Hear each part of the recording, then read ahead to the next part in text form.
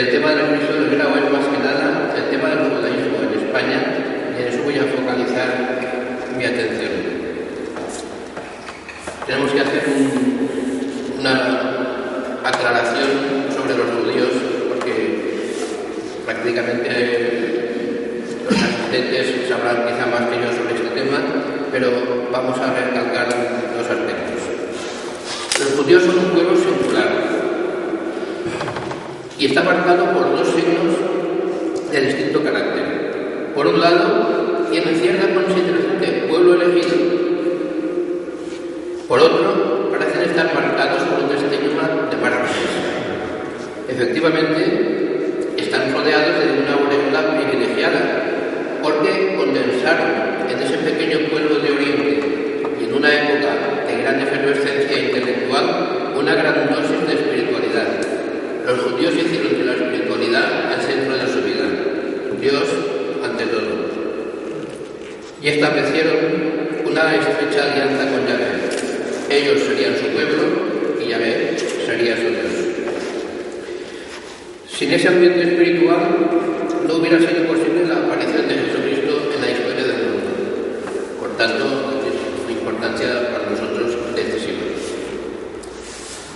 Por otro lado, también están marcados por un estigma victimista. Ya muchos años antes de Cristo los desterraron a Babilonia, y a lo largo de toda su larga historia han pasado muchos reveses, aunque nunca han dejado de enorgullecerse contra viento y marea de su singularidad como pueblo que mantienen, vivan donde vivan y tengan el oficio que tengan. En España concretamente pasaron unas peripecias muy curiosas. Los judíos siempre, se puede decir que desde Constantino, cuando quiso unificar la Iglesia, los judíos siempre han mantenido un poco al margen. Se intentaba prescindir de ellos, en todo caso se pretendía que se convirtieran. Esa ha sido la tónica a lo largo de todos los siglos, prácticamente en muchos aspectos lo sigue siendo. Pero los judíos en España, antes de la venida de los musulmanes, años 711, estaban con los visigodos, pero no estaban contentos con ellos, porque los visigodos, igual que los cristianos en general, tenían metida en la cabeza la idea de convertirles. Por ejemplo, el año 693, un concilio nacional en Toledo vedó a los judíos el comercio marítimo con la excusa de que urdían intrigas con los musulmanes que se estaban instalando en Berbería. O sea que podemos dar muchos datos para que se vea la incomodidad en la que estaban los judíos con respecto a los otros. Y para explicarnos que cuando vinieron los musulmanes, los judíos vieron el cielo abierto, porque eran mucho más complacientes los musulmanes que los cristianos. Los musulmanes, cosas que se puedan decir sobre ellos, etcétera, tenían una idea mucho más fraternal de la relación entre las religiones. Para ellos, Abraham era el padre común a cristianos, judíos y musulmanes. Todos adoraban al mismo Dios, por lo tanto, para ellos todos eran cristianos y merecían el mismo respeto y el mismo cariño.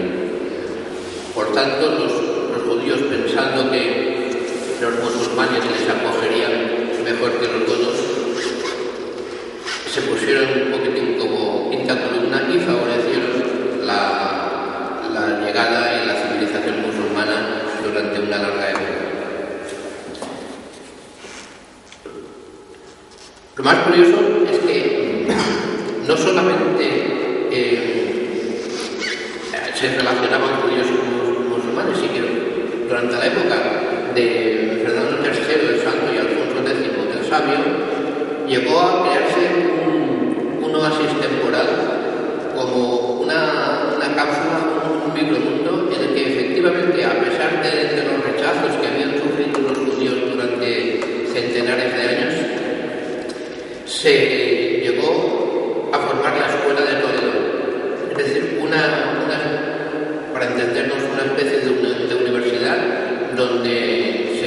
divulgaban todos los saberes, tanto judíos como cristianos como musulmanes, toda su filosofía, toda su medicina, etc. Se hizo una gran escuela de traductores en Toledo y durante esa época vivieron en una paz muy satisfactoria.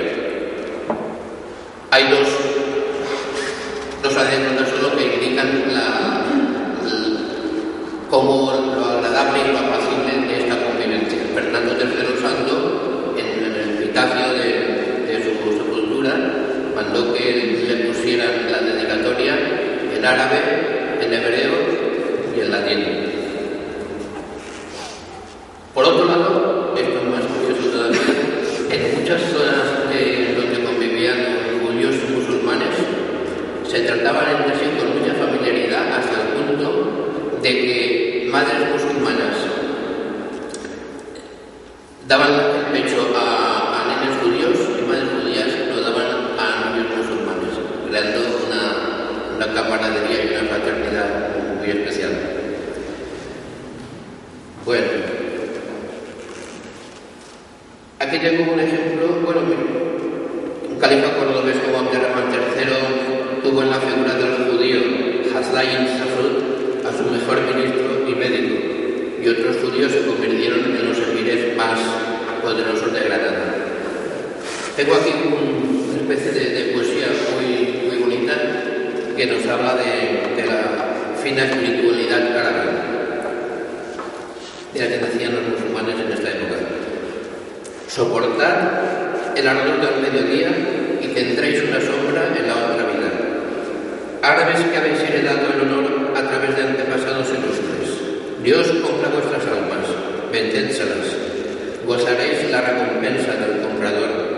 La religión se queja de sed y vosotros sois sombra y agua como una primavera lluviosa.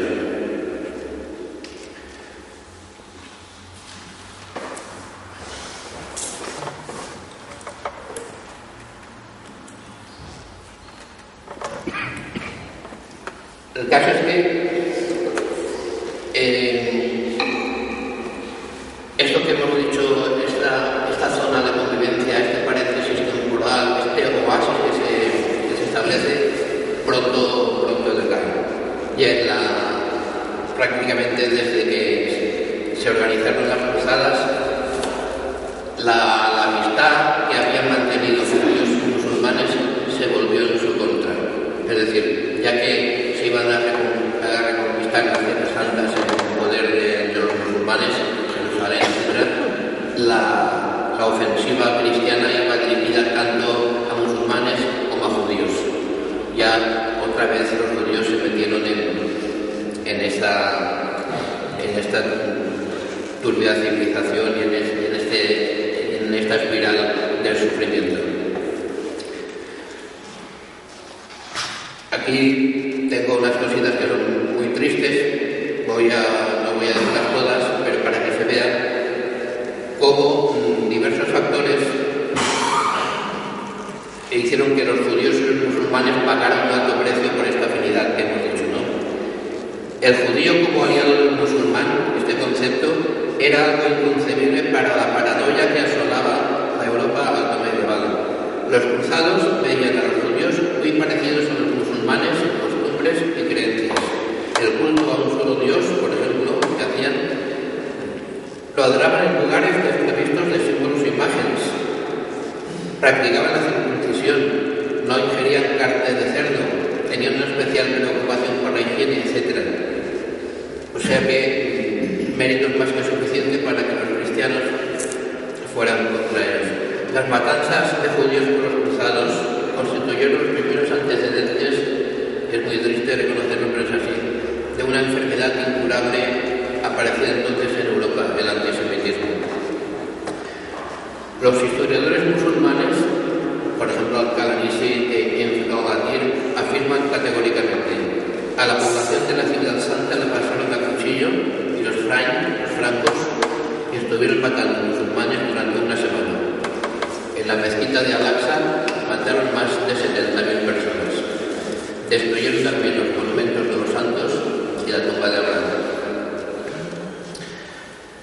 La autora inglesa Karen Armstrong, por ejemplo, da un cuadro patético.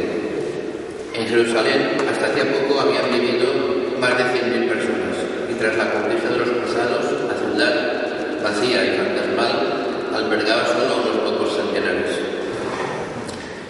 Pues bien, este caldo de cultivo tan agrio que eran las relaciones entre Oriente y Occidente influyeron en España en su frustrado ensayo de coexistencia pacífica. Los brotes verdes que hemos visto Fernando III y Alfonso X se agostaron con los reyes católicos. Con la conquista de Al-Ándalus por la cristiandad se acabó la tolerancia. La cruz había de imponerse, aunque fuera por la espada. Ahora, en la actualidad, estos años se permite que deportistas musulmanes que hay por toda Europa practiquen el Ramadán, practiquen su religión. Pero en la Edad Media la norma no era esta. La norma única era la dictada por la Inquisición, porque para imponer la unidad política se requería, estaban convencidos, la unidad religiosa. Y el motivo era claro, el motivo tenía trasfondo teológico, la convicción inquebrantable de que la religión católica era no solo verdadera, sino la única verdadera. No insisto más porque todo el mundo sabe y ve con claridad que esas cositas afortunadamente han ido cambiando, la teología ha cambiado con ellas. Pero hay que nombrar esto porque estaban convencidos íntimamente los cristianos de que los judíos y los musulmanes se iban a condenar eternamente y que se consideraban en la obligación de evitar esto, intentar convertirlos por todos los medios posibles. Y aunque ocurrió unos años más tarde, ocurrió después de la venida del ministro del Grau, pero toca aquí curiosamente meterlo, un episodio relativo a la madre de Luis de Sant'Angelo. Luis de Sant'Angelo, ya sabéis quién era, su madre se llamaba Brianda y no abjuró nunca de sus convicciones religiosas, así como su hijo sí que lo hizo. No había abandonado las prácticas judaicas de sus abuelos y se sentía orgullosa de ello. Claro, los demás tenía hijos bien situados, pero su actitud era objeto de las comadillas de las comadres y ocasionó algún roce con su propia familia. ¿Y por qué decimos esto precisamente aquí? Porque Brianda cayó en las aceradas redes de la Inquisición y fue encarcelada en el año 1487. Las costumbres judaizantes se comentaban en los corrillos y en las barberías y según las declaraciones de un testigo, este es el punto que quería resaltar, puede haber 7 u 8 años, decía el testigo, que hallándose el testigo en el Grau, en la casa de los guardas y llantando, comiendo con un criado de Luis de Sant'Angelo, nombrado Joanot de Heredia, y comiendo una pierna, dijo el dicho Joanot al testigo y a los otros tales palabras: en efecto, mi señora, esa sabe la vieja madre de Luis de Sant'Angelo, siempre hace quitar el nervio de la pierna o la artrecilla de la pierna, el nervio ciático que los judíos no se comían de los corderos y demás. Típica costumbre judía